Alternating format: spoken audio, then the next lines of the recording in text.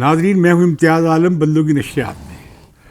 आज एक बड़ी अहम डेवलपमेंट हुई है, यानी गुज़िश्ता रोज़ कि सदर मुमलिकत ने जो आर्टिकल के 184(3) के हवाले से जो फैसले सुप्रीम कोर्ट ने किए हैं, उसमें जो रिव्यू की जो अपील है, यानी उसकी अपील की जो कानून था, उस पर दस्तखत कर दिए। और आज सुप्रीम कोर्ट में दिलचस्प मंजर सामने आया और सुप्रीम कोर्ट के चीफ जस्टिस साहब ने और उनके साथ बैठे हुए जस्टिस मुनीब ने कहा कि इस पे वकील खुश हो रहे हैं इलेक्शन कमीशन ऑफ पाकिस्तान के, क्योंकि वो टाइम बार हो गया था, तो अब उससे मौका मिल जाएगा इलेक्शन कमीशन को वो अपील कर सके इलेक्शन के हवाले से जो गुज़िश्ता फैसला था पंजाब के इलेक्शन के हवाले से सुप्रीम कोर्ट का, उसकी अब रिव्यू हो सकेगी।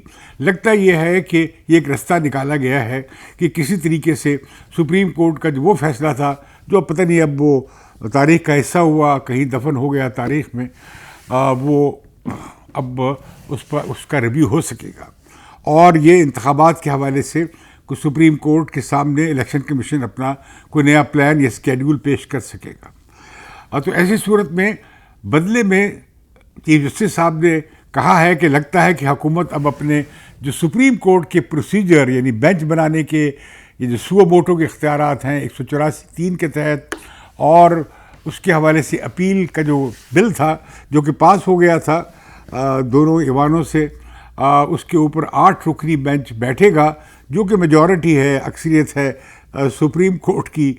15 मौजूदा बेंच में 8 की अक्सरियत बनती है, और वो 8 का 8 वही बेंच बन गया है जो रफ़का कहलाते हैं चीफ जस्टिस साहब के। और वो उसके, मुझे लगता ये है कि मैं प्रेडिक्ट कर सकता हूँ, करना नहीं चाहिए, लेकिन अब क्या रह गया, इस मुल्क में हर चीज़ ज़ेर बहस है। तो मैं भी कह सकता हूँ कि वो जो प्रोसीजर का बिल है वो सुप्रीम कोर्ट के 8 रुकनी बेंच उसे उठाकर फेंक देगा। इसके नतीजे में बदले में रायत शायद ये मिल जाए कि इलेक्शन के हवाले से जो 3 रुकनी बेंच का फैसला था वो रिवाइज़ हो सकता है पंजाब के हवाले से। वो तो वैसे भी अब उसका जिस पर अमल दरामद नहीं हो सका, वक्त भी गुजर गया, अब वो नहीं हो पाएगा। लेकिन जो बड़ा सवाल है वो ये है कि इलेक्शन से हुकूमत अभी लगता है कि भागती नज़र आती है, अक्टूबर में भी करवाना नहीं चाहती, जबकि असम्बलियों की मुद्दत अगस्त में ख़त्म हो जाएगी। असम्बलियों की मुद्दत जब अगस्त में ख़त्म होगी तो उसके साथ ही केयर टेकर सेटअप भी बनना है और नया इलेक्शन की तारीख भी ऐलान होनी है। इस पर इत्तफाक हो गया था सियासी जमातों की मीटिंग में, यानी अपोजिशन और PTI और हुकूमती जमातों में इत्तफाक हो गया था कि एक ही रोज़ पे इंतखाब होंगे। ये इमरान खान की आखिरी वक्त में ज़िद थी कि 14 मई को तमाम असम्बलियाँ तोड़ दी जाएँ, जिसकी वजह से वो बातचीत नाकाम हो गई थी या रुक गई थी। अब इमरान खान भी बातचीत की तैयार हैं, तो खूब ठट्ठा लगा रही हैं PTM की जमातें कि अब आप जब रेड लाइन क्रॉस कर चुके हैं और जब आप की गर्दन पकड़ी जा चुकी है और आपने फ़ौज के ख़िलाफ़ इतनी खौफनाक किस्म की जो वायलेंट मुहिम चलाई और जिसके नतीजे में आर्मी की तनसीबात पे और जो शोदा के की जो यादगारें थी वो तक तबाह कर दी गई थी, तो अब आप कौम से माफ़ी मांगें, फिर हम बात करते हैं। गालिबन ये भी बहाना है क्योंकि इमरान खान तो अजीब मकमसे का शिकार है। वो कभी कहते हैं कि अगर मुझे रेंजर्स ने गिरफ़्तार किया था तो फिर ज़ाहिर है कि लोगों का गुस्सा तो GHQ के सामने या मिलिट्री के जो है वेरियस इंस्टॉलेशंस के ख़िलाफ़ ही निकलना था। कभी वो कहते हैं कि नहीं, हम तो ये कहते ही नहीं थे, हमारी तो सियासत ये नहीं थी। कभी वो कहते हैं कि फ़ौज मेरी है, लेकिन अब तक उन्होंने क्लियरली इस बारे में एक अपनी पोजीशन नहीं ली है, वो फंस गए हैं। अब ये तहरीक इंसाफ का भी एक मामला अजीब है जो हमारे सामने आ रहा है। वो ये है कि इसमें एक लोग तो वो हैं जो समझते थे कि हमारी वी आर एंटाइटल्ड, ये हमारा इस्तेकाक है, हम रियासत की असल में हम असल सुपर पेट्रियाट हैं और बाकी तमाम जमातें वो सब के सब गलत हैं, करप्ट हैं, मुल्क दुश्मन हैं वगैरह वगैरह, और हमारे पास ये हीरो है साफ़ सुथरा इमरान खान जिसे हम लाएंगे।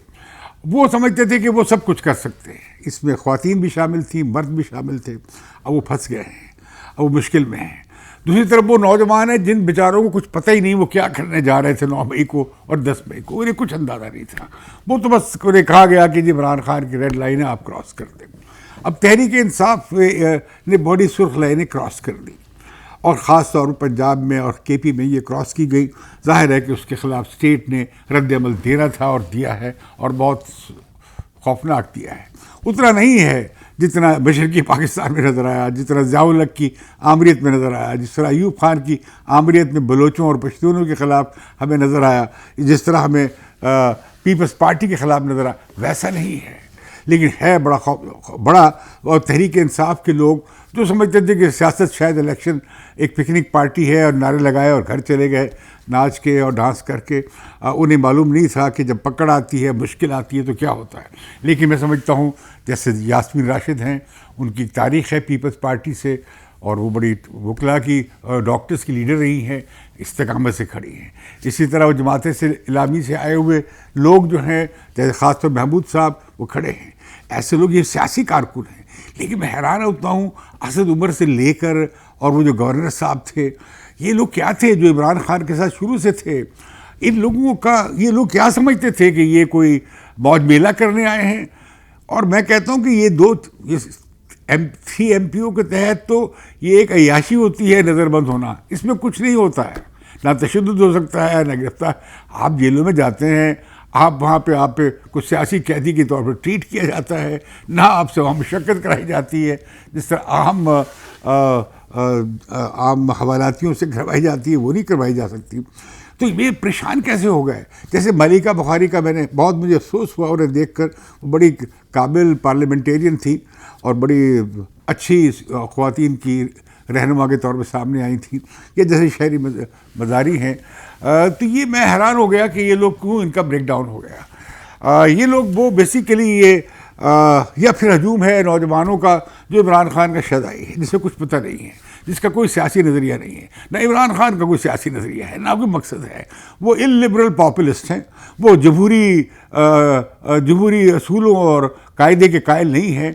वो जो समझते हैं वो सही है, वो सही है। आज जो कहते हैं वो सही है, कल जो कहेंगे पिछला कहा हुआ वो उस पर यू टर्न ले लेंगे और वो कहेंगे यू टर्न। तो बड़ा सियासत का एक असूल होता है, ये हरबा होता है। बाहर क्या मुश्किल में है तहरीक इंसाफ। इमरान खान अकेले होते चले गए हैं। लेकिन मैं तो बड़ा हैरान हुआ बात सुन के असद उमर की। वो क्या किस दुनिया में है, उन्हें कुछ शर्म आनी चाहिए। वो पार्टी पे मुसीबत आई है, वो सेक्रेटरी जनरल के उहदे से भी मुस्तफ़ी हो गया। अभी कह रहे हैं मैं तो रुकन हूँ तहरीक इंसाफ का। और वो पीपल्स पार्टी के लोग कितने छोड़ कर गए थे, सिर्फ 3-4 अंकल छोड़ कर गए थे। मुमताज़ भुट्टो छोड़ कर गए थे, हफीज़ पीरज़ादा छोड़ कर गए थे, और यासीन भट्टू छोड़ कर गए थे या बैठ गए थे, ये या मुमताज़ भुट्टो, ये कोई 3-4 लोग थे। बाकी सब के सब खड़े रहे और दसियों हज़ार कारकुनों ने कुर्बानियाँ दी। आपके कितने लोग खड़े होने के तैयार हैं। वो औरतों के हवाले से बात की जा रही है, उनके साथ ज़्यादती हुई है, तशद्दुद हुआ है, तो उसके हवाले से क्यों नहीं हाई कोर्ट में जाते हैं, क्यों नहीं वो इंटरवेंशन की जाती है। और हाई कोर्ट के चीफ जस्टिस का ये कर सकते हैं, तलब कर सकते हैं। कोई PTI का हमदर्द या लवाहिकीन जा सकते हैं हाई कोर्ट में कि जी उन्हें बुलाया जाए, अदालत में पेश किया जाए, उनकी सेहत ठीक है या क्या है, उनके साथ जुल्म ज़्यादती हुई है। वो नहीं हुई, अभी तक कोई रट दाखिल नहीं हुई, कोई कोशिश नहीं की गई। तो मैं समझता हूँ क्या हो गया है। और वो हज़ार वर्कर बेचारे पड़े हैं, लावारिस हैं, स्वाय इमरान खान को अपनी ज़ात के सिवा मैं हैरान हूँ, उन्हें कोई किसी की फ़िक्र नहीं है। अब इसमें सूरत हाल में जबकि हम देखते हैं कि PDM की जमातों ने अपने 26 नुकाती जो एजेंडा था सिविल मिलिट्री ताल्लुकात को बदलने का, उससे गद्दारी की है, मौका परस्ती की है। वो अब ख़ुद बनना चाहते हैं किंग्स पार्टी, और उन्हें ये भी मालूम होना चाहिए कि किंग्स पार्टी तो बहुत बन रही हैं। वो तरीन साहब भी मैदान में आ गए, अलीम खान भी वापस आ गए, हालांकि वो मुस्लिम लीग नवाज में शामिल हो चुके थे। अब कई किंग्स पार्टियाँ बनाने की बातें हो रही है। KP में भी कुछ गौर हो रहा है कि क्या किया जाएगा, वो किधर जाएंगे। इसी तरह इमरान खान की पार्टी पे तैयार किया जा रहा है कि कुरैशी साहब को लाया जाएगा, मुल्तान के जो पीर साहब हैं उन्हें लाया जाएगा। इमरान खान भी कह चुके हैं अगर मैं जेल चला गया तो वो क्या फरमाएंगे। तो नज़र ये आता है कि PTI का तिया पांचा किया जा रहा है। लेकिन मैं नहीं समझता कि अगर अक्टूबर में इंतखाबात होने हैं तो इमरान खान को आप डिस्क्वालीफाई कर सकेंगे। तब तक अदालतों में उन्हें कई लेवल पे वो उसे लंबा कर सकते हैं, रिलीफ ले सकते हैं। तो क्या उन्हें जेल में डाल दिया जाएगा, जैसे कि इमरान खान कह रहे हैं? लगता ये है कि उन्हें जेल में डाल दिया जाएगा। लेकिन तब भी जेल में गए इमरान खान वैसे ही इफेक्टिव रहेंगे, गो कि वो रोज़ाना की तकरीर नहीं कर सकेंगे और अपने इलेक्ट्रेट तक नहीं पहुँच सकेंगे। फिर मुश्किल पेश आएगी कि उनका तंजीमी ढांचा किस तरह का होगा, कितना खड़ा रहेगा, कितना खड़ा नहीं रहेगा। तो बड़े क्राइसिस में है, लेकिन खूब खुशी में है नून लीग। उनकी बातें खिल रही है कि पंजाब में जो उनका बिल्कुल सफाया हो गया था, अब शायद बहाली का इम्कान है। और मरीम नवाज़ का जलसा बिहाड़ी का अच्छा रहा, और लाहौर में भी उन्होंने यौम तकबीर के हवाले से अब एटम बम के धमाकों की याद ताज़ा करके नवाज शरीफ साहब की याद को दोबारा से ताज़ा किया है। लेकिन ये लोगों का ख्याल ये है कि ये जो अपील का 184(3) के हवाले से जो सुप्रीम कोर्ट के फैसले हैं, उसकी अपील होगी। इसमें नवाज शरीफ का केस भी नहीं आता, तरीन साहब का केस भी नहीं आता। गालिबन ये सिर्फ इलेक्शन तक मामला है। अब मैं ये कहना ही चाहता हूँ कि ये बात बहुत अच्छी थी, एक अच्छा वक्फा आया था कि जनरल आसिम मुनीर ने कोशिश की थी कि वो सियासत से पीछे हट जाएं और वो सियासतदानों की चपकलश में और आपस की लड़ाइयों से बाहर रहें, और उन्होंने अच्छा फैसला किया था। लेकिन ये जो इमरान खान ने किया, उन्हें खींच कर वो लाए हैं बार बार कह के। और फिर ये जो 9 मई को जो उन्होंने जो तारीख को जो हुआ पंजाब में और केपी में और कराची में भी, ये बहुत खौफनाक था। इमरान खान सारी हदें क्रॉस कर गए थे, और वो तो जो म्यूटनी बाहर भी नज़र आई हमें और अंदर भी करने की कोशिश की गई, कहा यह जाता है। लेकिन मैं समझता हूँ कि इस पर फ़ौज ने बहुत सख्त रद्द-ए-अमल दिया है और अपने इदारे के मफाद में दिया है, और इससे बड़ी बड़ी इम्प्लिकेशन बनने जा रही हैं।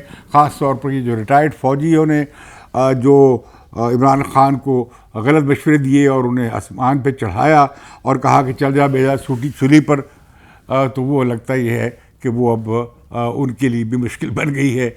उनके लिए अपनी बरात कायम रखना, अपनी पेंशन्स कायम रखना, और उनके लिए अपने जो स्पेशल प्रिविलेजेस हैं वो कैसे बरकरार रख सकते हैं। तो बाहर कैफ ये हुआ है कि अब मुकम्मल सेंसरशिप है मीडिया पे, और ये है कि हज़ार सियासी कारकुन जेल में हैं, इंसानी हकूक़ की पामाली हो रही है, और ये कि ख़ुद PTI को, एक और पार्टी को, अवामी पार्टी को तोड़ने की कोशिश हो रही है। तो ये हम देख रहे हैं कि एक और पार्टी को तोड़ने की कोशिश हो रही है, किंग्स पार्टी बना, मतलब ये है कि पॉलिटिकल इंजीनियरिंग शुरू हो गई है।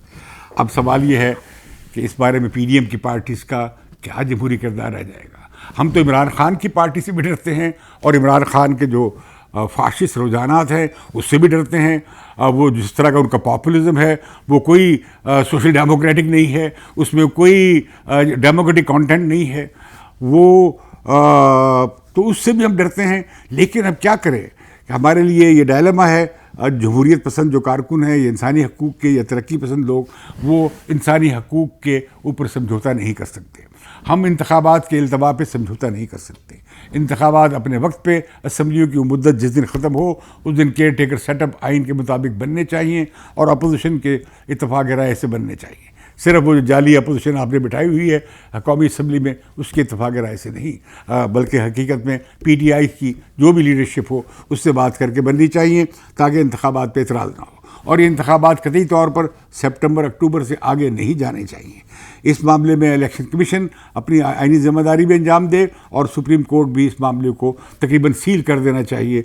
और ये कि ये मामला पार्लियामेंट में भी इस तरह आना चाहिए सामने कि कैसे आज़ादाना और मुनसिफाना इंतखाबात को इंश्योर किया जाए। और दूसरा ये कि जो अभी हमें सेंसरशिप नज़र आ रही है टोटल, ये वापस होनी चाहिए। और ये कि जो सियासी कारकुनों के साथ ज़्यादतियाँ हो रही हैं उनका सिलसिला बंद होना चाहिए। और ये कि मिलिट्री कोर्ट्स के कतई तौर पर हम हिमायत नहीं कर सकेंगे, और ये कि इससे कुछ अच्छा असर नहीं पड़ेगा।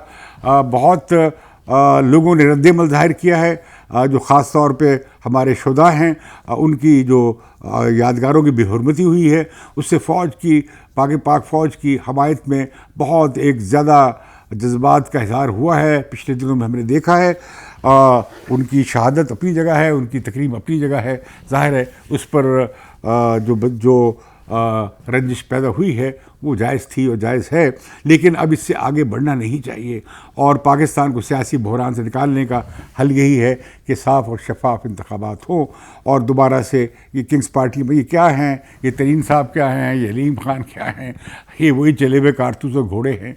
और मैं समझता हूँ कि शायद इस तरह से आप खला जो पैदा होगा, इमरान खान को आप निकालना चाह रहे हैं सियासत से, वो इस तरह पूरा नहीं होगा। बेहतर होता कि आप इलेक्शन में जाकर इमरान खान का मुकाबला करते, लेकिन मुझे नज़र नहीं आ रहा। लगता ये है कि तिया पांचा का फ़ैसला हो चुका है तहरीक इंसाफ का, और इमरान खान के लिए भी अभी मुश्किलात में कमी नहीं आएगी और उन्हें गालिबन जेल में डाल दिया जाएगा और शायद उन्हें डिस्क्वालीफाई भी कर दिया जाए, शायद उनकी पार्टी को बैन भी कर दिया जाए, जो कि एक अफसोसनाक बात होगी। किसी पार्टी को बैन करने का कोई मकसद नहीं है, ये जमहूरी अमल के ख़िलाफ़ है और जमहूरी स्पिरिट के ख़िलाफ़ है।